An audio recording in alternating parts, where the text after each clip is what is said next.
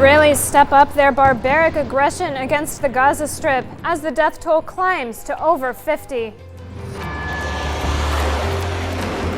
Palestinian resistance groups fire rockets into Tel Aviv, Haifa, and several Israeli settlements for a second consecutive day. And the Iraqi government informs the United Nations that it has lost control of chemical weapons depot to Islamic State militants.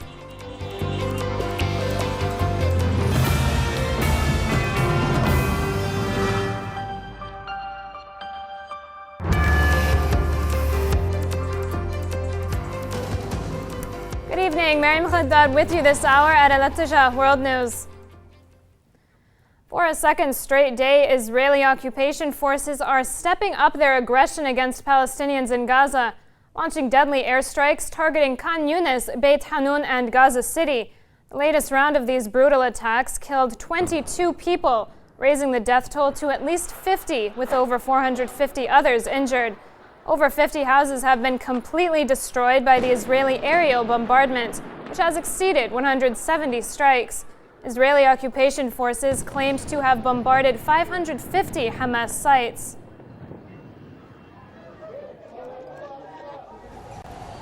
Cities, towns, and settlements in the occupied territories were rattled by Palestinian rockets, with over 100 projectiles fired in response to the barbaric Israeli assault on the Gaza Strip.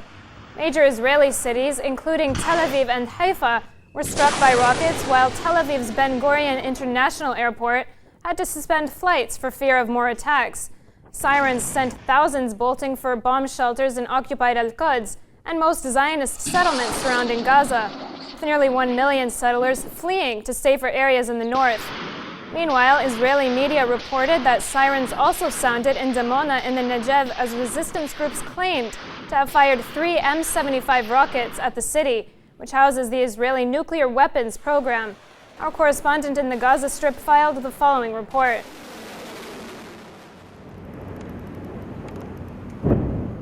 In the second consecutive day of a brutal Israeli military campaign dubbed Operation Protective Edge on the Gaza Strip, Israeli occupation forces carried out 160 airstrikes on Gaza overnight, pounding homes, rocket launching sites, and agricultural areas. One of the airstrikes targeted the house of a commander in the Al-Qassam brigades, the military wing of Hamas.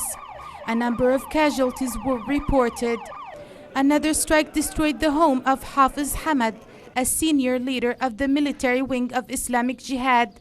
He was killed along with members of his family, including 4 women and a child. Meanwhile, Israeli airstrikes on central Gaza killed 3 people, among them an elderly woman. We were sitting 4 men, women, and their children around 11:30 last night. Suddenly, 2 missiles were fired. All of them died instantly. Only 1 child from the family survived the attack.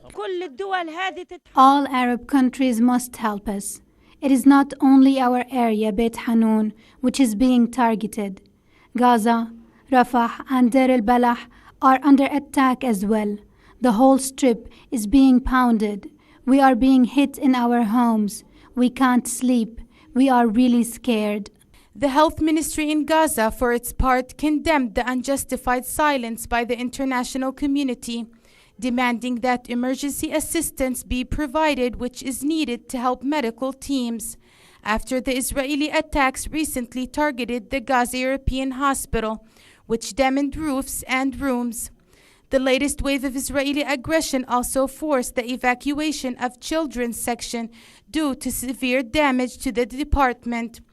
Health officials stressed that the targeting of institutions and health facilities hinders the arrival of the wounded to hospitals and directly threatens the lives of doctors and patients.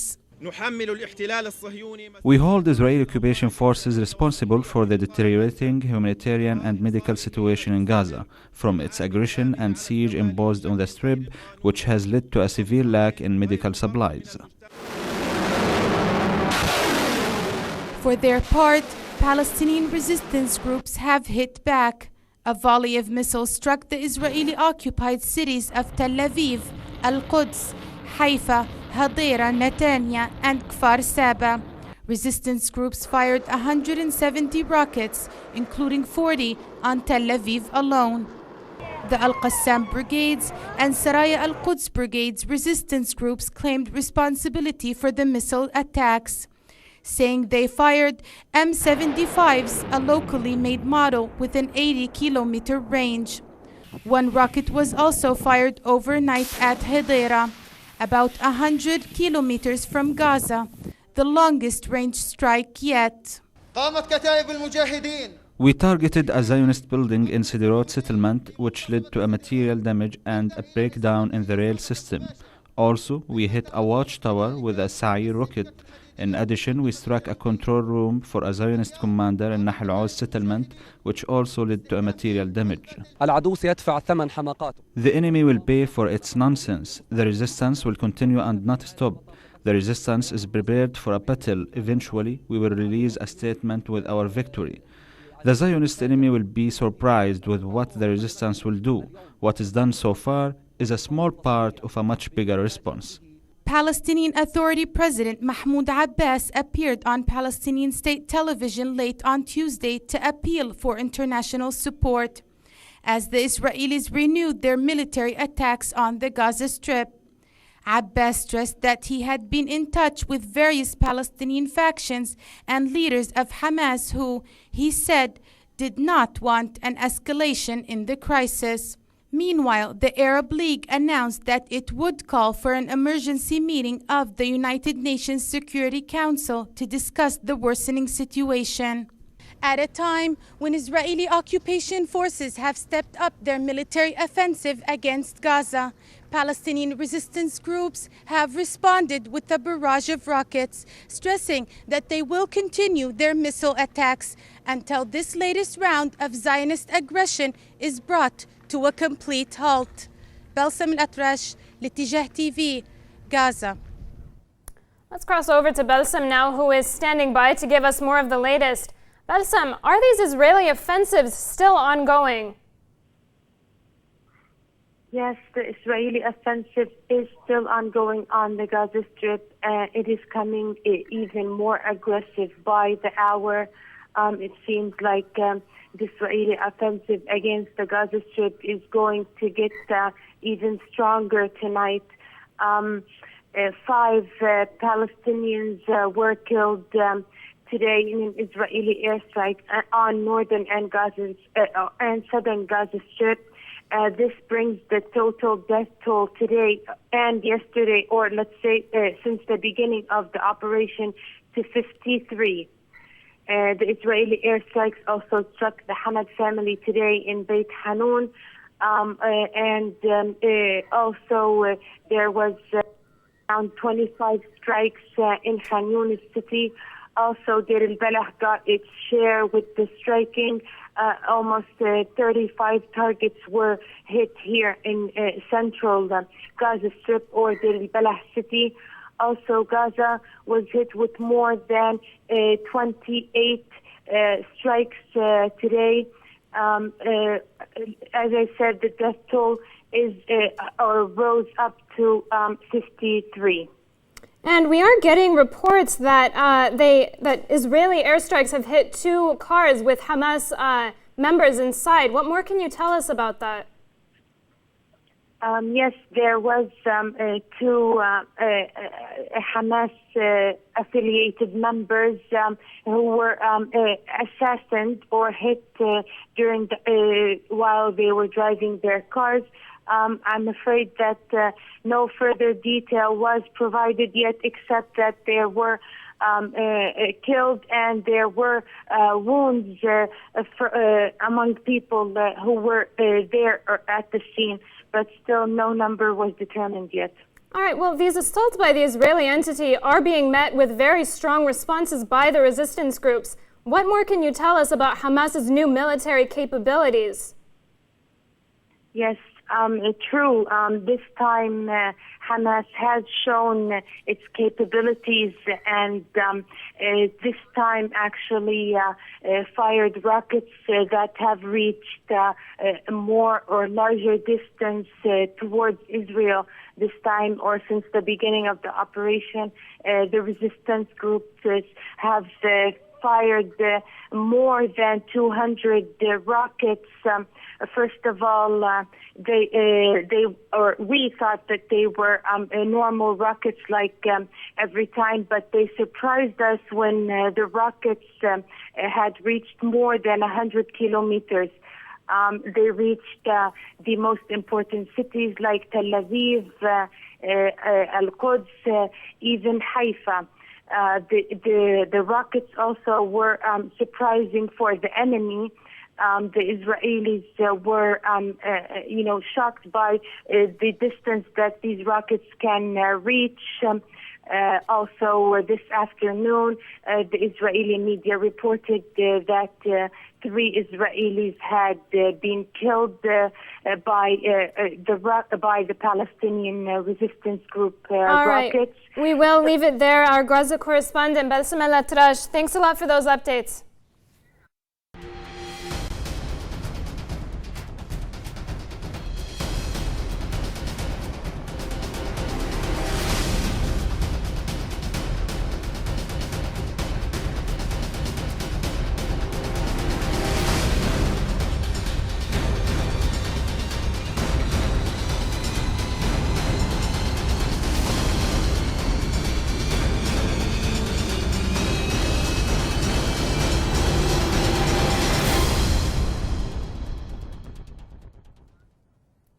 Threatening to add to the brutality being committed by the Israeli occupation forces against people in Gaza, the Israelis vowed that military operations will continue and that Palestinians will pay the price. We don't suffer fire on our civilians and on our communities and on our children, and Hamas will pay a very high price. We're in the middle of a battle. We need, and I've said this in the past and I'm saying it again, patience and determination. In the last few battles, Hamas has paid a very high price, and they'll carry on paying a very high price as long as this situation goes on. We're certainly acting with all the options that are available to us. We're preparing to widen the operation according to the needs until Hamas stops firing completely and until we reach our targets and aims. The leader of the Palestinian resistance group Hamas, Khaled Mash'al, said the Israelis had declared war on all Palestinians, leaving the resistance with no choice but to respond to the aggression. Speaking from the Qatari capital Doha, Mash'al also called for unity among the Palestinians. I asked the Palestinians to put their differences aside and unify against the Israeli aggression. Netanyahu declared war on all Palestinians and the unified Palestinian government. After all the crimes and injustices practiced by the Zionist regime, the Palestinian resistance had no option but to respond. For his part, President of the Palestinian Authority Mahmoud Abbas said the Israelis have waged a war to protect its settlements and that he is willing to negotiate with Tel Aviv in order to find a solution to the crisis. This war is not against Hamas or any faction, but against the Palestinian people. We from our side know very well that the Israelis are not defending themselves but their settlements. Their fundamental plan is their settlements, and they're protecting that. A political solution as the Israelis see it might be impossible, but despite this, we will negotiate. Harry Fear, a human rights activist, joins us now from Gaza for more perspective on these developments. Let's just start with Khaled Mash'al's comments. Will the Palestinian factions unite in the face of this latest wave of Israeli aggression, or is the unity government likely to collapse altogether? It's a very, very good and important question. I think that militarily speaking, the different Palestinian factions, military wings, will indeed unite, and they are already to an extent, and that uniting will develop more as this war continues. We're now on day 2, 3. I think that it's important to say that there's another level, which is the political reality, and I think that it's going to take more than an Israeli attack on Gaza, an Israeli operation on Gaza, an Israel-Gaza war for those political issues to be resolved. Of course, the split between Fatah and Hamas, the main two Palestinian factions, has basically persisted since 2007. This is an extremely long time, and that, in a sense, stalemate, political stalemate, where Gaza controls, where Hamas controls Gaza and Fatah, the PA, controls the West Bank. I think that stalemate is pretty much locked in, unfortunately. Well, would you say that a third intifada is imminent, as many have suggested? I think that, as I mentioned earlier, the field is sown for this. But I think that there are many variables which indicate that it might not happen. Let's just take, for example, the West Bank. Israel's control of the West Bank through its PA forces basically is extremely efficient in actually putting a downward pressure on dissent. Of course, we've seen exceptions in East Jerusalem recently with riots and etc. But generally speaking, there is an ability to, in a sense, to an extent, pacify the population in the West Bank. Well, here in Gaza, there are no Israelis, so there can be no direct confrontation other than these rockets that we're seeing now, and no one's classing this as an intifada. So I think actually that an intifada is probably unlikely. To rear its head anytime soon, particularly when there's an operation on Gaza.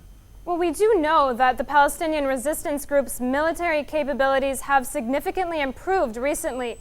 Is this going to be enough to thwart these Zionist attacks? It is of material significance, the quantity and quality of the military force that these Palestinian groups can level against Israel. Of course, the West will see them as terrorist actions, but here in Gaza they're perceived as heroic resistance efforts. The point is that, yes, indeed, the more firepower these groups can wield, the further they can hit inside Israel. And to be clear, they need not even injure any single Israeli, but just the fear that is created, the effect that this has in Israeli society, has in the Israeli political reality, and etc. This is all that is needed to basically create this fear in Israel and affect Israel's policies. And so, yes, actually, we've seen in the last couple of days unprecedented penetration of Israel by rockets, which we understand are Syrian-made. Causing particular notice in Israel that there is such a capacity now apparently in Gaza. Well, Mashal also addressed the Arab kings and the presidents by saying, quote, "We are not waiting for your help." Will international players have any role in ending this violence? Yeah, unfortunately I couldn't hear you quite clearly. But the key is indeed that the Arab leaders basically are not going to mobilize in any kind of meaningful way in response to this operation being exacted on Gaza. And let's be clear, this operation by Israel is extraordinary. The way that it's going about targeting family homes of, one supposed alleged militant. They will actually bomb him in his home with all of his family. This is the way Israel's engaging. And we won't see, it's likely, if we look at the historical record of the recent wars, we won't see any Arab states come to the help of the Palestinians in any more than words. All right, Harry Fear, a human rights activist, thanks a lot for weighing in on that.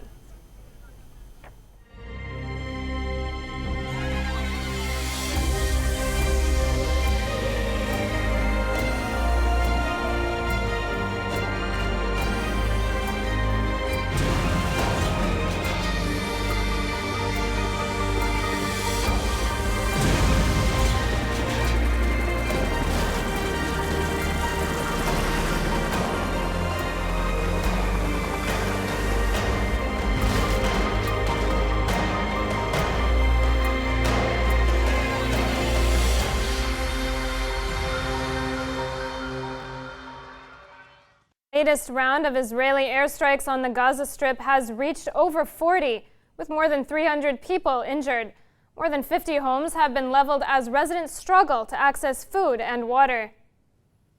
As the sun rose this morning on the Gaza Strip, residents woke to damaged and level homes, while others discovered that they were the sole surviving members of their family after a long night of relentless Israeli airstrikes. With blood splattered across his front yard and tears in his eyes, this young Palestinian man recalls the last moments with his family. We were sitting here at 11:30 when a rocket came down on us. I was sitting there. My uncle Abu al-Amir, God rest his soul, my father and grandmother were also sitting. My uncle, uncle's wife and my sister, we were all together. The rockets came down and killed them all.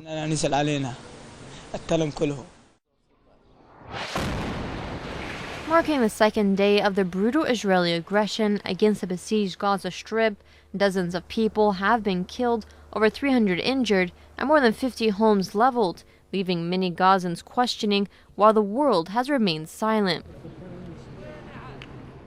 When we heard the airstrikes, we started to run. 5 minutes later, our house was leveled, as you see. Now we are stranded on the street with no food, no water, and nothing. The killing of 16 children, this is genocide. Everyone's watching and staying silent. No Arab, no Muslim. We are here surrounded and humiliated, and no one is even looking at us. With electricity proving to be luxury, food and water has become the new concern, with families stocking up, not knowing how much longer this latest wave of Israeli aggression will continue. With darkness looming, these Gazans are now living on a day-by-day basis, hoping and praying that they too will not have to pay the ultimate price in the face of the Zionist regime's latest deadly round of attacks on the Gaza Strip. Earlier, Alat Tajas Between the Lines hosted Alberto Garcia Watson. He is a Beirut-based journalist, and he said that radical Jewish extremism is fueling the current conflict. Kids are brought up already in school, taught that the Palestinians are actually an entity that just wants to find and look for the destruction of the state of Israel, that they want to just kidnap, like it happened eventually, and kill them and treat them with the worst atrocities you can imagine. So the fear of the Israelis from very early age comes to a point that the hate just emerges. And then it comes also when these youngsters have to do the army. I mean, there's organizations of Israeli former soldiers that have created one specifically that is breaking the silence, and it's showing they speak up about how they trained and how they taught that actually these people are not human. These people are actually just a bunch of terrorists that all deserve to die. I mean, that stands even in the Talmud, which is like the Bible. For the Jews, it talks about the Gentiles or the non-Jews deserving not to live and deserving actually to die. To a certain extent, some of these people are brought up with this religious atmosphere, an aura of radicalism towards any other groups. It's not just against the Palestinians, we see it also against the Sudanese. Do stay with us here at Alat Tajas World News. Still ahead in the Bulletin. Brazil suffers a devastating and humiliating loss against Germany.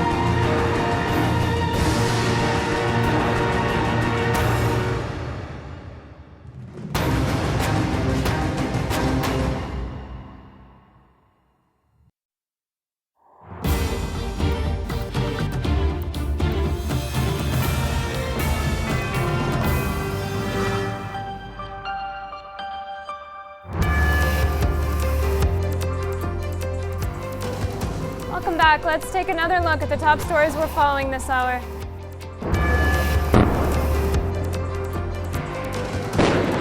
The Israelis step up their barbaric aggression against the Gaza Strip as the death toll climbs to over 50.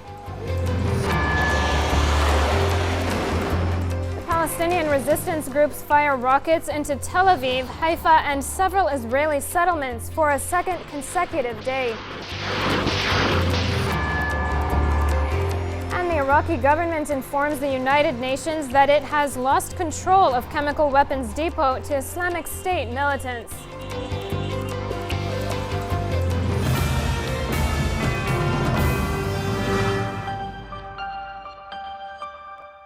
Iraqi security forces discovered the bodies of 53 men who had been bound and executed in a confessionally mixed province south of the capital, Baghdad. The men were found in orchards in Hilla, the provincial capital of Babel province, with gunshots to the head and chest. The killings are reminiscent of the brutal sectarian bloodshed that gripped Iraq in 2006-2007. Well, amid the ongoing violence in Iraq, the government in Baghdad has warned the United Nations that militants belonging to the so-called Islamic State have captured a former chemical weapons facility northwest of the country's capital. This as Prime Minister Nouri al-Maliki slammed Iraq's Kurdish regional government for providing a base of operation for Islamic State militants. While the Iraqi army has had some success in fighting back militants belonging to the so-called Islamic State, the battle looks far from being won. On Tuesday, Iraq's ambassador to the United Nations, Muhammad Ali al-Hakim, wrote a letter to the UN Secretary General Ban Ki-moon, confirming that the armed terrorist group has seized control of the Muthanna chemical weapons facility on June 11th. Adding that his country is not capable of fulfilling its obligation to destroy chemical weapons due to the deteriorating security situation in the country. The Muthanna facility, north of Baghdad, was the main center for chemical weapons production prior to the 1991 Gulf War, and is still home to 2,500 rockets containing the lethal nerve agent sarin. The militants from the Islamic State captured a number of cities across northern Iraq last month, but now it seems that the terrorist group is not working alone. Iraq's Premier Nouri al-Maliki slammed the Kurdish regional government in Erbil for serving as a base of operation for the militants. Frankly, I would say that we will never be silent about Erbil becoming a base of operations for the Islamic State, the Baathists, the Al-Qaeda and the terrorists. I call upon those who are talking about the national partnership, the President's post and the Ministry of Foreign Affairs. You have to shut down this operation room. You have to stop these notorious members of Al-Qaeda, Baathists, and Takfiris along with the hostile media and those who are wanted by the law. If you truly want a national partnership, you should give us evidence of your national stance through your rejection to cooperate with these people. For the time being, the Iraqi government is continuing its fight on both the political and military fronts. But with the seizure of the chemical facility by militants and Erbil's almost open support for the Islamic State, Baghdad is facing an uphill battle in its attempt to reassert full control over the country. Let's discuss this further with Mudar al-Khairallah, a political analyst based in London. Mr. Khairallah, how much of a setback is this for the Iraqi government? Without a doubt, it's a major setback. The chemical site seized at Muthanna, as you heard on the news bulletin, houses sarin along with other deadly nerve agents. Now, there are sources from the United Nations and the United States that have said that the weapons are degraded and that the Islamic State will not be able to make usable chemical arms from them. However, these are quite possibly false assurances, as there is a distinct possibility that these weapons can be used against civilians like we saw in Syria. Well, are we likely to see a similar scenario as that which occurred in Syria last summer, when chemical weapons were used against the civilians? There's nothing that would stop these people from gaining their legitimate means to, through illegitimate means, to gain control of different parts of the Arabian Peninsula. they would use chemical weapons, and I would argue indeed if they had access to nuclear weapons they would use that too against the population. There's nothing that would stop them. I think it is a distinct possibility, and I think it highlights the need for the whole world to unite and expedite and bring forward, speed up the process of annihilating and removing ISIS from having any sort of controls of any of these parts of the region. And Prime Minister Nouri al-Maliki has slammed the KRG for allowing armed militants to operate in Erbil. How would harboring these terrorists benefit the Kurds? Well, I mean, I have not been privileged to seeing the exact intelligence that has proven that the KRG are harboring these terrorists, but there is evidence that suggests, and Edward Snowden has leaked, that the Mossad had offered training to Abu Bakr al-Baghdadi, the leader of the Islamic State, within the Kurdish region, unsupported and funded by that. There's also speculation that some of the hospitals in Erbil is housing and injured parties from the ISIL group. It's not new to us. We have seen, however, a demonstration from Barzani over the years that he's power hungry, he's a reckless autocratic leader, and is going to bring the downfall of Kurdistan, unfortunately. We know that in 1996, he asked Saddam Hussein to assist him against fellow Kurds. We know in 2012 he harbored fugitives such as Tariq al-Hashimi, and on this day they're harboring fugitives such as Hatem Ali Suleiman, Rafa Rafai, Athena Najaf, and many other people. Now, they are announcing close ties to Israel. Most of the region across the world is opposing Kurdistan seeking independence through illegitimate, unconstitutional means. And of course, now we see before our eyes Israel and the atrocities committed in Gaza, that they have unfavorable human rights record and seen as an apartheid by many. This is the type of support that KRG is seeking at the moment. So I do sympathize with Prime Minister Nouri al-Maliki. So would you agree that we are seeing a return to the sectarian violence of 2006-2007? That is of course a distinct possibility. However, I mean, if you look at many reports on the ground, I think a lot of the Sunni Arabs feel that the 40% expansion of the Kurds into Kirkuk and other disputed areas has not been favorable to them. I don't think they welcome ISIL anymore. I'm hoping that they would join forces with the Iraqi army and bring an end to sectarian tension. I still hope that the world is currently united against ISIL. The vast majority of countries has opposed Kurdistan seeking independence, and hopefully that would prevent an escalation to the bloodshed that we saw back in 2006. All right, political analyst Modar Al-Khairallah, thanks a lot for those details. Thanks a lot. Thank you.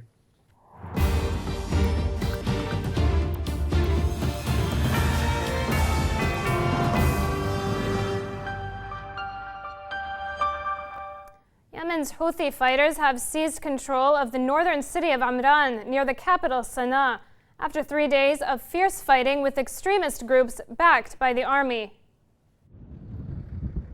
Yemeni military sources have confirmed the seizure of the northern city of Amran by Ansarullah fighters, who are also known as Houthis, after 3 days of heavy clashes with extremist tribes backed by the country's army. Ansarullah seized all of Amran, including police stations and the headquarters of the 310th Army Brigade, which is based in the city. Houthi fighters were in control of entries and exits to the northern city of Amran in the evening, while others patrolled the city itself.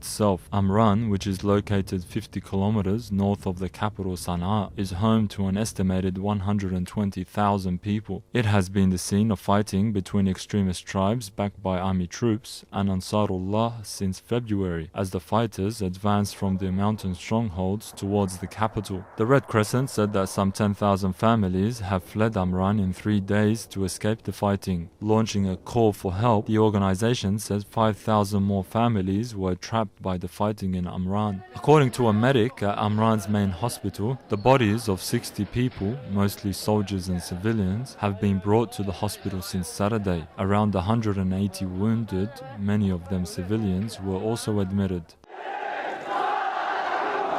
The Ansarullah movement has been battling the government for years from their Sada heartland, complaining of marginalization under former President Ali Abdullah Saleh, who stepped down in 2012 after a year-long uprising. Clashes erupted anew last month in the north, ending an 11-day truce agreed after UN-mediated talks. Ansarullah says a federalization plan agreed in February after national talks as part of a political transition would divide Yemen into rich and poor regions, further destabilizing the already fragile nation. Well, fresh atrocities are being reported across Syria. At least 14 people, among them women, were reportedly killed by foreign-backed militants in the village of Kattab in the country's central province of Hama. Syrian state television said that an armed terrorist group infiltrated the village of Kattab at dawn before proceeding to slaughter 14 people, including women and children. The militants accused some of the residents in the village of working for the Syrian government. The leading foreign-backed opposition group, the Syrian National Coalition, appointed the Saudi-based Syrian opposition figure Hadi al-Bahra as its new president. Al-Bahra will have the task of keeping the coalition alive following the territorial gains by the Syrian government and the rise of the so-called Islamic State militant group.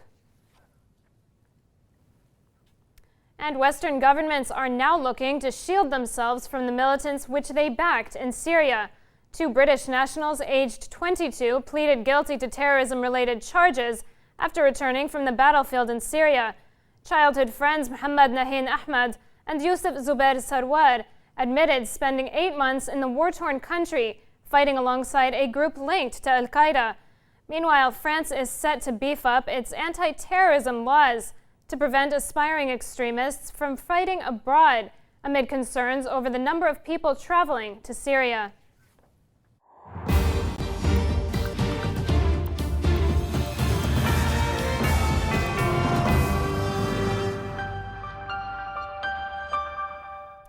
Well, Brazil's hopes of winning the World Cup on home soil were shattered in the most humiliating fashion after the host nation suffered a 7-1 thrashing by an all-attacking German side, which will now head to the finals. A nation's hope of lifting the World Cup trophy and adding a 6th star to its glorious record 5 evaporated in 90 minutes. The dream of millions of Brazilians quickly transformed into their worst nightmare in the long history of the World Cup. Prior to the kick-off in the Estádio Mineirão, Brazil believed they could overcome a tough German side to secure a historic final spot, even without their superstar and goal scorer Neymar. However, 29 minutes into the match, the Germans swept the board with 5 goals. In the space of 30 minutes, Brazilian fans were reduced to tears as they watched the drama unfold. But this was not all. The 3-time winners pressed on with their assault, adding 2 further goals before the host scored a consolation goal in the dying minutes of the match.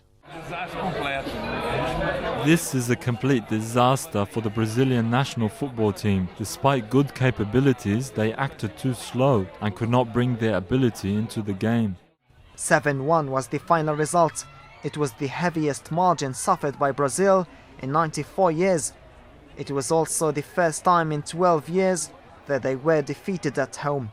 The humiliating loss drew a condemning response in the press. The biggest shame of history, the disgrace of all disgraces, and a tactical massacre were the headlines making the front pages of newspapers. Germany will now head into the final with a huge moral boost. Their rival at the Maracana Stadium will be decided after today's clash between the Netherlands and Argentina. This, as Luis Felipe Scolari's men will have to face an unprecedented wave of criticism after the devastating result shook the football world. Well, the Muslim tradition of breaking fast or having iftar with the less fortunate is becoming increasingly popular in Egypt. Our Cairo correspondent gives us a look now into how Egyptians are making the most out of the holy month of Ramadan.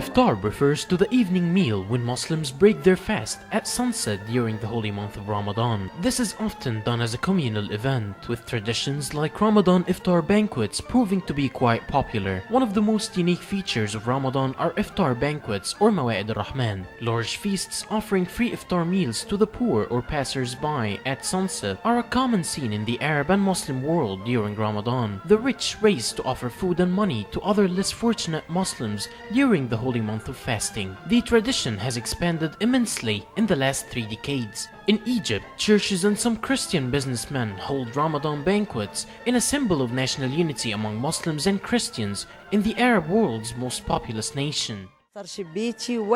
We're doing this for the sake of performing a good deed. Anyone can join us, whether they're poor, rich, or just passing by. I spend the entire month of Ramadan here. I love having my iftar with other people, but our guests are mainly from the less fortunate. It's really important to share with the less fortunate, especially in Ramadan. Everyone is welcome, poor, rich, or passers-by. We start preparing the food from 10 a.m. to make sure everyone is provided with the best quality food, with rational portions. We also arrange the tables so that everyone is comfortable. Iftar banquets date back to the Fatimid Caliphate era, when the Caliph used to hold iftar banquets on several occasions, including Ramadan and the birth anniversaries of Prophet Muhammad. During the Fatimid era, the state would allocate a major share of funding to provide the poor with stable foods like sugar and flour. During the Mamluk Sultanate, employees received a bonus to help them share with the less fortunate by holding iftar banquets and providing them with other necessities that they were unable to afford. I love to eat to help the people, and I love him. And after it, I will give him the food, and then I take my food. In modern-day Egypt, Egyptians are continuing the tradition by holding iftar banquets on daily basis during the month of Ramadan. The practice, which has survived the ages and promotes the value of sharing and helping the less fortunate in Egyptian society, appears to be stronger than ever.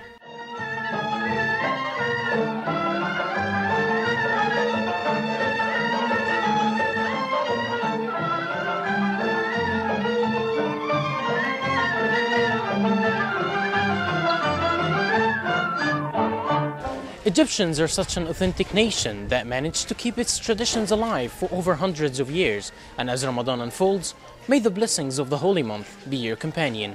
Reporting for Litiga TV from Cairo, Karim Azzuddin. Sudan is a place where urban development never stops. Our Khartoum correspondent gives us a look now at a traditional Sudanese method of making bricks, which is an essential part of the urbanization process. Urban development never stops. Interestingly enough, a traditional method of making bricks using an assortment of materials for the construction of new buildings is an essential part of such an expansion. We smash the rocks and mud blocks, and we add oil and animal waste to the mix. Then we add water through pumps from the River Nile, and we leave the mix for a while so it could blend well. These materials are mixed together. Then the melange is evenly spread across the ground, cut into rectangular pieces by the workers, and then left to dry in the sun. From there, the bricks are taken to the next stage.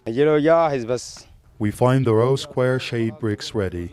We build a structure of mud known as agate, into which we arrange the raw bricks in rows and columns with holes in between known as eyes, through which the fire lit underneath can permeate. This structure is a traditional furnace which renders the bricks ready. These steps are carried out in what is known as a kamina, a traditional factory for different types of mud. A kamina is basically a hole in the ground, but a big one. It's square-shaped and usually located by the River Nile, where the mud is best suited for making bricks. Here, it is good mud. It requires less heat to solidify into bricks. The construction of upscale neighborhoods as well as one-story buildings is dependent upon the usage of bricks manufactured in this manner. However, a few other types of bricks are also emerging in the market. Ahmed Saeed Ahmed, Al-Ittijah News Channel, Khartoum. You've tuned in to Al-Ittijah World News with me, Mariam Khaddad. Here are our headlines.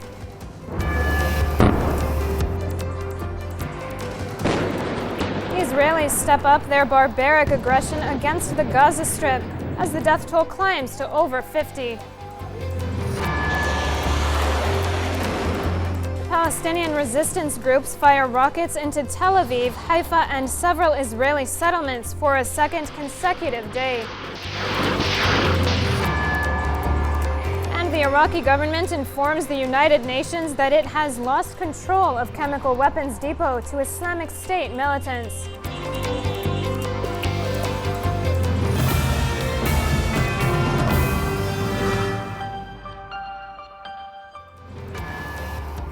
Well, there you have it. Thanks a lot for watching and have a good night.